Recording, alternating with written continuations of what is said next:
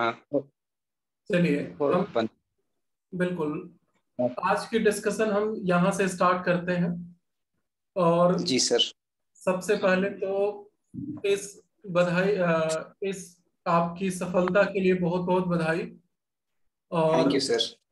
आपके इस संघर्ष को देखिए, हम लोग तो काफी अच्छे से समझ रहे हैं, लेकिन हाँ सर। हम सिर्फ यहाँ पर सिंपैथी जता सकते हैं। लेकिन जो एम्पैथी आपने फील किया है वो बिल्कुल सराहनीय है। और एक सीट इस पूरे कंपटीशन में थी और उसमें जीत हासिल करना अपने आप में एक बड़ी उपलब्धि है। तो मेरी तरफ से और मेरी टीम की तरफ से आपको बहुत बहुत बधाई फिर से।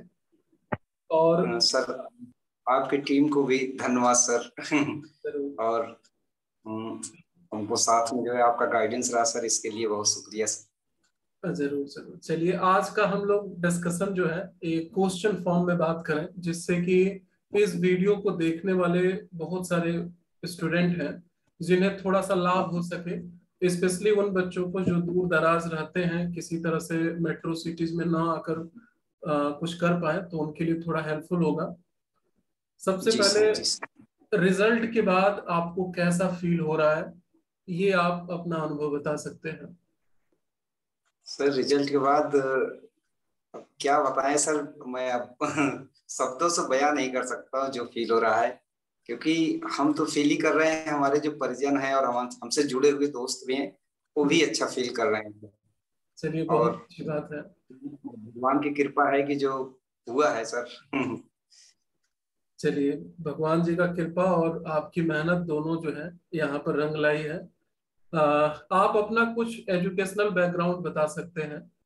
कई बार बच्चे इस बात से डरे रहते हैं कि बहुत भारी भरकम एजुकेशनल बैकग्राउंड हो, उन्हीं का रिजल्ट आएगा। तो मैं चाहूंगा कि आप अपने बारे में बताएं, केवल एजुकेशनल बैकग्राउंड कैसा रहा है, तो थोड़ा सा सर मेरा हाई स्कूल, मैं बहुत ही सामान्य रहा हूँ अपने कॉलेज जीवन में भी, स्कूलिंग जीवन में भी। क्योंकि मतलब हाई स्कूल मेरा सेकेंड डिवीजन रहा है सर, 55%। इंटर भी मेरा 48% था।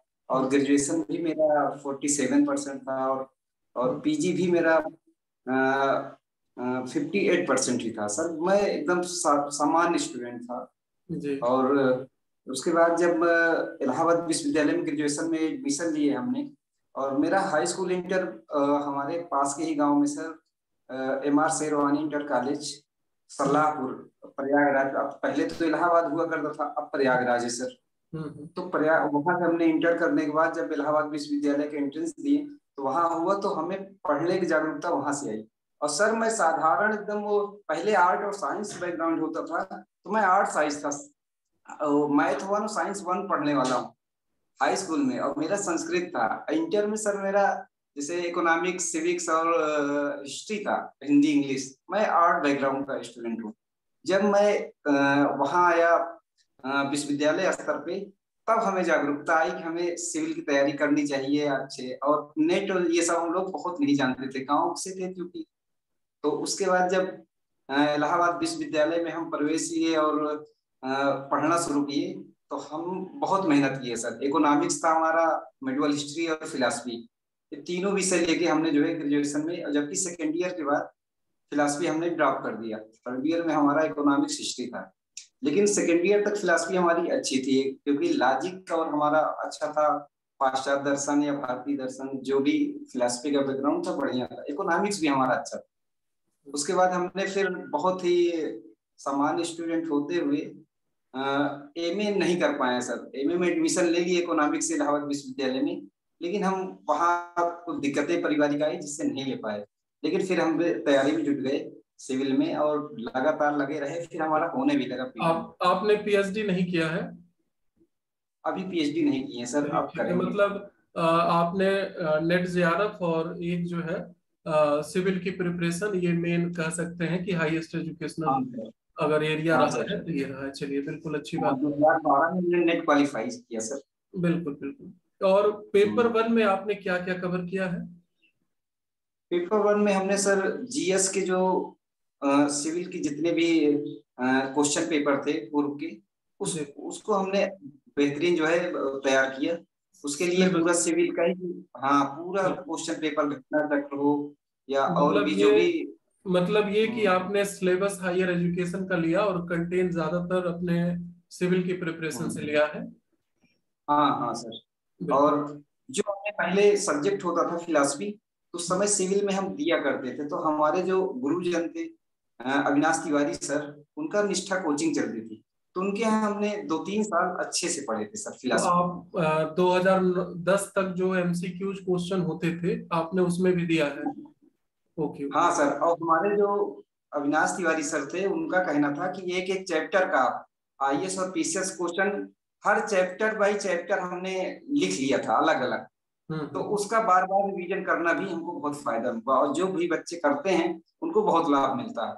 वहां भी मिलता था और यहाँ भी। हमको यूजीसी का भी हमने वैसे ही अध्ययन किया, यूजीसी का एक एक चैप्टर का हमने क्वेश्चन अलग अलग लिख लिए सर, उसकी उसकी तैयारी की है, और उसका हमें फायदा यहाँ मिला है, ठीक है। नेट में भी मिला था और यहाँ भी। बिल्कुल। पेपर 2 में अगर आप कुछ खास बुक्स को बताना चाहें जो बच्चों को देखना ही चाहिए, तो आप किन बुकों का नाम लेना चाहेंगे? बुकों में सर, मैं तो सर क्या बताऊं, मैं अविनाश तिवारी सर जो हमें उस दरमियान पूरा भारतीय दर्शन, पाश्चात्य दर्शन, लॉजिक, इथिक और धर्म दर्शन, जितने भी नोट्स थे वो हमें बहुत पहले बना दिए थे ठीक है, मीटिंग के मतलब लिए, तो सर के नोट्स को आपने प्रीफर किया था? सर का, हाँ सर का नोट्स। जी। और उसके अलावा सर का लॉजिक का बुक, अविनाश तिवारी सर का तर्कशास्त्र का सिद्धांत, प्रतीकात्मक तर्कशास्त्र जो एमए में चलती है उनकी। भारतीय दर्शन में सर राम मूर्ति पाठक सर की बुक हमने बहुत पढ़े हैं, वो बहुत अच्छी बुक है। ठीक है। और इथिक्स में हमने वेद प्रकाश वर्मा सर की।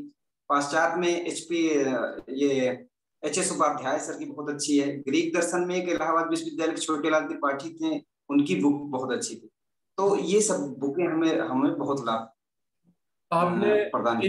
ठीक है, आपने इंटरव्यू की प्रिपरेशन के लिए क्या कदम उठाए थे? सर जब हमारा यहाँ पे पहले तो उच्चतर शिक्षा सेवा आयोग में हुआ था, हम्म। और बाद में गवर्नमेंट डिग्री कॉलेज, राजकीय डिग्री कॉलेज में जो हमें हुआ, तो हम दिल्ली में हमारे सर हैं अमित सर, उनके निर्देशन में हमने उनको कॉल किया और सर से पूछे कि क्या सर इलाहाबाद में ये क्लास चल जाएगी, क्योंकि हम सक्षम है नहीं। तो उन्होंने कहा नहीं, आपके लिए हम जो है कुंदन गेस्ट हाउस जो जॉर्ज टाउन में, वहाँ सर आए हैं, ठीक और है। वहाँ उन्होंने उनके निर्देशन में हमें 2 बार मॉक टेस्ट हमने दिया, और हमारी सारी कर्मियों को उन्होंने बताया, और हमें जो बहुत लाभ हुआ ठीक है, मतलब आप इंटरव्यू।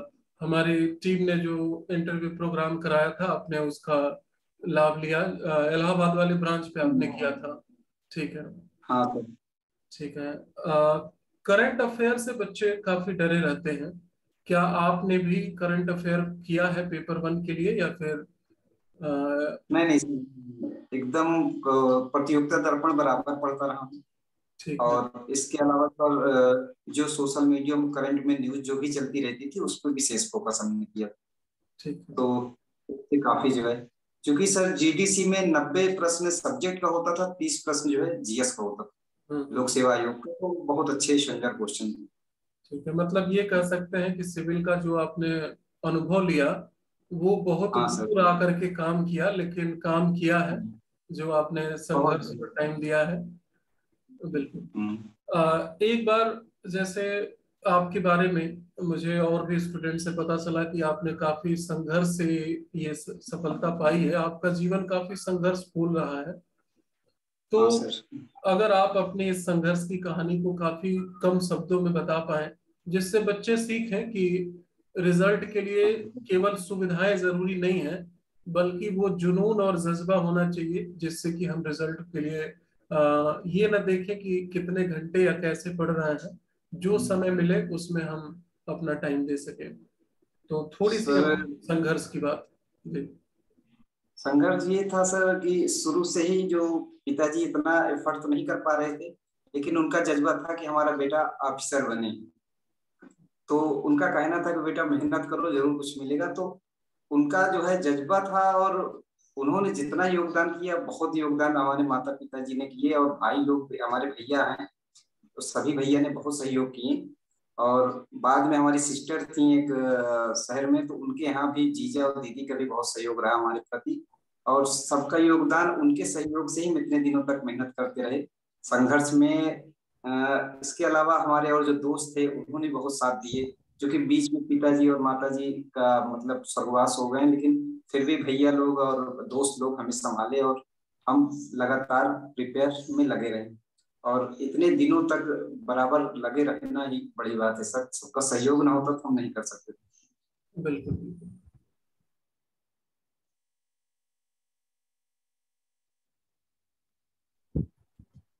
अ, चंद्र जी, माता हाँ पिता का सर। आशीर्वाद देखिए हमेशा रहता है, और कहा जाता है कि माता पिता बच्चों में ही जीवित रहते हैं, और हाँ सर। उनकी बहुत सारी चीजें हम सीखते हैं, इसलिए वो जहां भी होंगे जरूर आज वो खुशी वो भी सेलिब्रेट कर रहे हैं। और एक जो है आप जब प्रयागराज मॉक इंटरव्यू में आए थे, तो वहां पता ये भी चला कि थोड़ा सा आप घबराए भी थे और संशय में थे रिजल्ट को लेकर के। और हाँ एक सर। आज हम लोग बात कर रहे हैं जिसमें पूरा कह सकते हैं कि एक दुनिया बदलने वाला जो है ये बीच का दौर रहा है।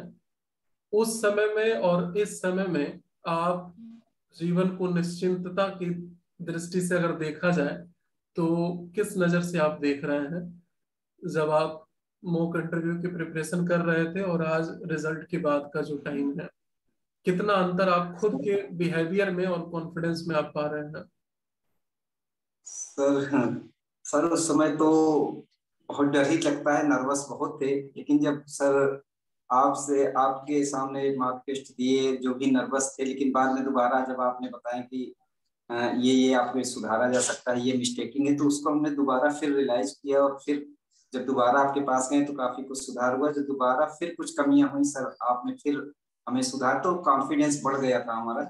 और उसके बाद जब हम आयोग में गए थे तो हमें बहुत डर नहीं लगा, क्योंकि हम सर के सामने कई चीजों की कमियां जो थी उसको हमने सुधार कर लिया था। और हमें वहाँ बहुत ही फ्रीली माइंड में हमने आधा करीब 25-30 मिनट हमारा इंटरव्यू चला, और भले हम बहुत चीजें नहीं सर बता पाए, लेकिन सॉरी बोल के निकल गए, लेकिन उन लोगों को ये लगा नहीं है कि हम घबरा गए। और उसके बाद जब शाम तक रिजल्ट आया सर, तो वो फीलिंग थी कि बहुत डर था, और सभी लोग डरे थे, हमारे भांजे भी साथ में थे। वहां का और भी हम दृश्य जानना चाहेंगे थोड़ा सा। एक बार आप कितने पैनल के मेंबर थे, और उस समय कितने आपकी नंबरिंग किस पर थी, और उन्होंने किस तरह के क्वेश्चन पूछे, कितने मिनट तक हुआ, आपका क्या उस समय मतलब स्थिति थी? अगर इनको इन शॉर्ट बता पाए तो थोड़ा सा आप कोशिश कीजिए। सर आप तो सर जानते हैं कि एक ही सीट थी, और एक सीट पे 3 लोगों को बुलाया गया था। और बिल्कुल। 3 लोगों में वहां हमको 1 बजे बुलाया गया आयोग में कि आप 1 बजे आ जाइएगा।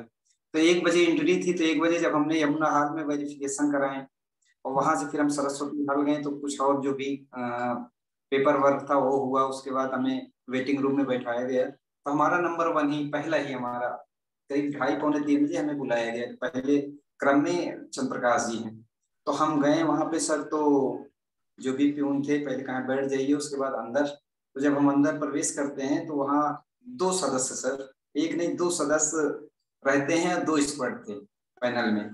ठीक है। और इसको जो साइड में थे और दोनों सदस्य सामने बैठे थे। और पहुंचते मतलब जैसे ही हमने सर में कमी सर कहा ठीक है बैठ के आ जाइए, तो उनका यही पहले प्रश्न था कि आप अपना इंट्रोडक्शन बताइए और परसेंटेज हाई स्कूल इंटर बताइए। तो हमने बताया सर। उसके बाद उनका यही था कि आप कहीं पढ़ा रहे हैं, तो हमने कहा हाँ सर मैं संविदा पे कहीं पढ़ा रहा हूँ। तो उन्होंने सिलेबस पूछा हम वहाँ पढ़ाने, सिलेबस हमने बताया सर। उसके बाद सवाल वहीं शुरू हुए, बौद्ध दर्शन पे पूरे सवाल हुए, चार्वाक दर्शन, वेदांत, भारतीय दर्शन पे हुए, माध्यमिक शून्यवाद पे हुए। उसके बाद लॉजिक में हुए, जीएस का भी बहुत से क्वेश्चन पूछे गए सर हमसे। और लॉजिक में तो हमसे बहुत पूछे गए, तो जिसका हमने कुछ जवाब 15-20 मिनट तो हमने भाई अच्छे जवाब दिए कि लास्ट में लॉजिक में थोड़ा नर्वस हुए। उन्होंने हमसे सर शोध पे भी बहुत प्रश्न किए कि आप शोध करना चाह रहे हैं तो स्पेशली क्या लेंगे, कैसे लेंगे, उस पे भी बहुत प्रश्न हुए। और चूंकि हम पीएचडी अब करने करेंगे सर, अभी तक किए नहीं, तो उस पे कहीं ना कहीं हमें सॉरी बोलना पड़ा। उसके बाद लेकिन उन लोगों को बहुत अच्छा सहयोग रहा सर, दोनों जो सदस्य थे उनका सहयोग बहुत अच्छा रहा। कुछ ऐसे भी प्रश्न रहे जो आपने मॉक इंटरव्यू में आपसे पूछा गया हो और पैनल ने भी आपसे पूछा हो, उस तरह का लगभग क्वेश्चन? नहीं, काफी कुछ समानता थी सर, जैसे आप इंट्रोडक्शन में भी आप जो बताए थे सर वही पूछा गया।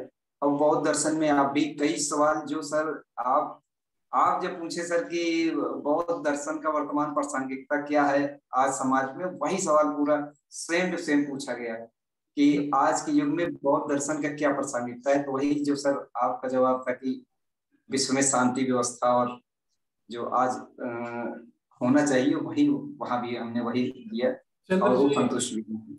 चंद्र जी, जैसे क्या हाँ सर। होता है, हम कितना भी आगे बढ़ जाएं, हमारे आसपास या साथ में कुछ लोग जरूर होते हैं जिनके सहयोग से, या ये कह सकते हैं कि जिनके कंधे पर हम पैर रख के आगे बढ़ते हैं। यानी कुछ लोगों का श्रेय जरूर होता है। अगर आप अपने जीवन में कुछ खास लोगों को श्रेय देना चाहें, जिनके सहयोग से आप इस मुकाम तक पहुंचे हैं, तो आप किन किन लोगों का नाम लेना चाहेंगे? मैं तो अपने माता पिता को पहले सर, उसके बाद भगवान तो मेरे साथ हैं ही, ईश्वर की कृपा रही है। और मेरे गुरुजन जो अविनाश तिवारी सर और राममूर्ति पाठक सर, डीएन द्विवेदी सर, जो निष्ठा कोचिंग पहले चलती थी, जी। उनका सहयोग रहा। और मेरे दोस्तों में मेरे चंद्र प्रकाश ही मेरे एक मित्र हैं, एक या दो चंद्र प्रकाश मित्र हैं हमारे। एक सोनू भैया हैं हमारे बुआ के लड़के, उनका भारत भैया हमारे जो परिवार में बड़े भाई हैं। हमारे बड़े भाई अनमोल भैया, मानिक भैया। हमारी दीदी रही हैं जो अब नहीं है, लेकिन उनका बहुत सहयोग रहा। दोनों सिस्टर हमारी हैं और हमारी वाइफ भी हैं जो अलका कुशवाहा है। उनका सहयोग 7 साल से बहुत रहा है, जिसकी वजह से हम पढ़ पाए। उनका सहयोग ना होता तो हम जो है पढ़ नहीं सकते थे। अलका जी का नाम आप बिल्कुल आखिरी में ले रहे हैं, वीडियो वो भी देखेंगे नहीं। इसको। चलिए, सही बात है, सभी के सहयोग रहा से है। ही। बिल्कुल बिल्कुल, हम्म। सभी के सहयोग से ही होता है ये। अ, अगर आप अपनी इस पूरे स्टडी में कोई ऐसा सीन हो जो बिल्कुल अलग रहा हो आपकी लाइफ में, कोई खास मोमेंट जैसे होता है आश्चर्यजनक वाला, कुछ ऐसा आप शेयर करना चाहेंगे? सर आश्चर्यजनक यही था, जो रिजल्ट हमारे लिए आश्चर्यजनक ही मतलब रहा है, लगातार रिजल्ट, क्योंकि हैं सर। जी, लगातार रिजल्ट ना आने पे फिर अचानक हाँ सर। रिजल्ट पॉजिटिव आना, ये सरप्राइज। क्योंकि हाँ 2019 तक हम लगातार मेंस लिखे सर, लोअर भी, समीक्षा अधिकारी, पीसीएस भी। जब उसमें सफलता नहीं मिली तो बहुत नर्वस होता था, लेकिन यहाँ जब हमने एक ही प्रयास में पहली दफा हमने हायर के लिए सोचा और हम दिए, तो सर इसमें सफलता मिली तो बहुत खुशी हुई सर, आश्चर्यजनक ही बिल्कुल हमारे लिए। बिल्कुल बिल्कुल। एक आखिरी जो है आपसे संदेश लेना चाहेंगे, प्रश्न नहीं है ये। बहुत हम्म। सारे स्टूडेंट हैं जो मैसेज, कॉल, यूट्यूब इन सब से जुड़े हुए हैं हमारे साथ, और वो अक्सर चाहते हैं कि सर क्या करें, क्या संदेश लें। तो आप नए बच्चों के लिए क्या सीख देना चाहेंगे? मतलब उन्हें कैसी पढ़ाई करनी चाहिए और कैसा समय देना चाहिए, इन सब पे अगर इन शॉर्ट बता सके, नए बच्चों के लिए जो अभी नेट जेआरएफ पास किए हैं या फिर पास करने वाले हैं उनके लिए। उनके लिए यही सर कि जो धैर्य, सबसे पहले सर धैर्य रखें और पढ़ाई अच्छे से करें। आप एकदम मेहनत से करें, ईमानदारी से करें, कभी किसी के अफवाहों में ना आए। अपने सब्जेक्ट को तैयार करें, अपना जो जीएस पार्ट है उसको तैयार करें। आप जरूर क्वालिफाई करेंगे, और ईमानदारी से करें। और एक एक पार्ट्स, जितना सिलेबस के एक एक पार्ट्स जरूर पढ़ें और उसको अच्छे से तैयारी करें। और जो आपके टीचर जो भी सब्जेक्ट के हैं, उनके निर्देशन में जरूर बने रहिए कि कहाँ क्या मिस्टेकिंग होती है, क्या नहीं होती। उनसे जरूर आप सलाह लेते रहिए, जिससे कि आपको बहुत लाभ मिलेगा। हमारे अविनाश तिवारी सर, हम जब भी कुछ होता था उनसे जरूर सलाह लेते, तो वो हमेशा तैयार रहते थे सर। जरूर जरूर। ठीक है चंद्र जी, अगर किसी भी विद्यार्थी को कोई जरूरत पड़ती है किसी सहयोग की, तो मैं जरूर आपको बुलाऊंगा भी और आपसे बात भी कराऊंगा, ताकि किसी और का भी हम थोड़ा सहयोग कर सकें। और नहीं सर, आपको हम जरूर तैयार हैं। और जो स्टूडेंट होंगे आप कहेंगे, हम आपके पास भी आ जाएंगे सर। जरूर, जैसा भी होगा आप, हाँ हाँ, बिल्कुल हमारा बिल्कुल सहयोग रहेगा। बिल्कुल, आपका ये सकारात्मक व्यवहार काफी अच्छा लगा मुझे। और आपको ये कीमती समय देने के लिए बहुत बहुत धन्यवाद चंद्र जी। सर, आपका बुलाना हमारे लिए ही बहुत सम्मान की बात है। आपके साथ हम बैठ के अगर बातचीत कर रहे हैं, हमारे लिए गर्व की बात है सर। धन्यवाद, धन्यवाद। Thank you sir. Thank you.